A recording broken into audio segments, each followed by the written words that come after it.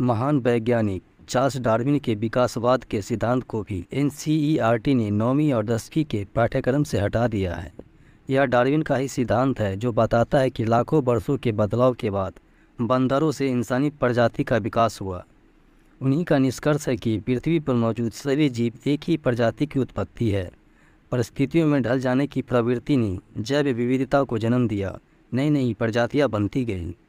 NCERT का ये फैसला सही है या गलत, ये तो समय आने पर पता चलेगा, लेकिन सवाल ये है कि अब बच्चे को इंसानी विकास यात्रा का ज्ञान कैसे और कहाँ मिलेगा।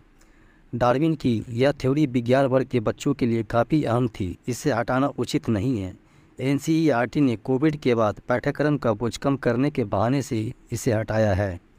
डार्विन के सिद्धांत के अनुसार पृथ्वी पर सबसे पहले एक कोशिका वाले जीव बने जो पानी में रहते थे। उन जीवों ने समय और परिस्थितियों के अनुसार खुद को ढाल लिया, फिर बहुकोषीय जीव बने। जीव विकास की यह प्रक्रिया लाखों करोड़ों वर्षों तक चली। बंदर से इंसान बनने का सफ़र पूरा हुआ। उनकी पुस्तक ओरिजिन ऑफ स्पीसीज में इस सिद्धांत को विस्तार से समझाया गया है। चार्ल्स डार्विन ने इंसान और जीव जंतु के क्रमिक विकास को समझाया था। उनका मानना था कि हम सभी के पूर्वज एक ही हैं। हर प्रजाति, चाहे वह इंसान हो, पेड़ पौधे हो या जानवर, सभी एक दूसरे से संबंधित है। इसी को थ्योरी ऑफ एवोल्यूशन का सिद्धांत कहा जाता है।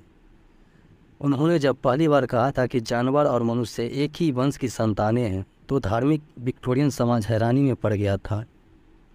चार्ल्स डार्विन का जन्म 12 फरवरी 1809 को इंग्लैंड में एक संपन्न परिवार में हुआ था।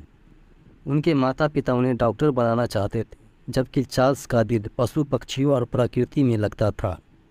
वर्ष 1831 में 22 साल की उम्र में उन्हें बीगल जहाज़ पर दुनिया की सैर का मौका मिला, जिसने उनकी ज़िंदगी बदल कर रख दी।